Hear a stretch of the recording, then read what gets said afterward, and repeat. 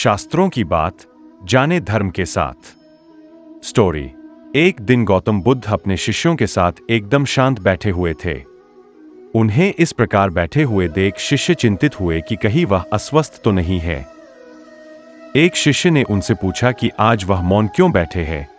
क्या शिष्यों से कोई गलती हो गई है? इसी बीच एक अन्य शिष्य ने पूछा कि क्या वह अस्वस्थ है? पर बुद्ध मौन रहे।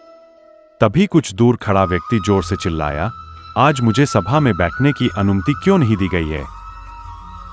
बुद्ध आंखें बंद करके ध्यान मग्न हो गए।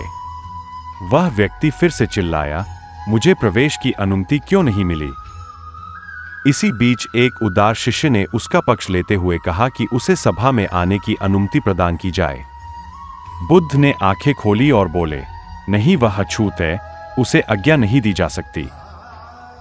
सुनकर शिष्यों को बड़ा आश्चर्य हुआ। बुद्ध उनके मन का भाव समझ गए और बोले, हाँ, वह अछूत है। इस पर कई शिष्य बोले, हमारे आश्रम में जात पात का कोई भेद ही नहीं, फिर वह अछूत कैसे हो गया? तब बुद्ध ने समझाया, आज वह क्रोधित होकर आया है। क्रोध से जीवन की एकाग्रता भंग होती है। क्रोधी व्यक्ति प्राय मानसिक हिंसा कर बैठता है, इसलिए जब तक वह क्रोध में रहता है तब तक अछूत होता है। इसलिए उसे कुछ समय एकांत में खड़े रहना चाहिए। क्रोधित शिष्य भी बुद्ध की बातें सुन रहा था।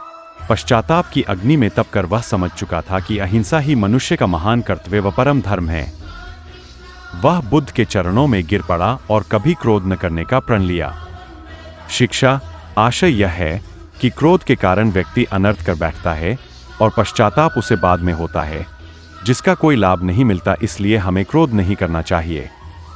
असल मायने में क्रोधित व्यक्ति अछूत हो जाता है और उसे अकेला छोड़ देना चाहिए। क्रोध करने से तन, मन और धन तीनों की हानि होती है।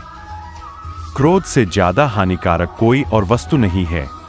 कृपया मेरे YouTube चैनल को सब्सक्राइब करें और लाइक करें, शेयर करें। धन्यवाद।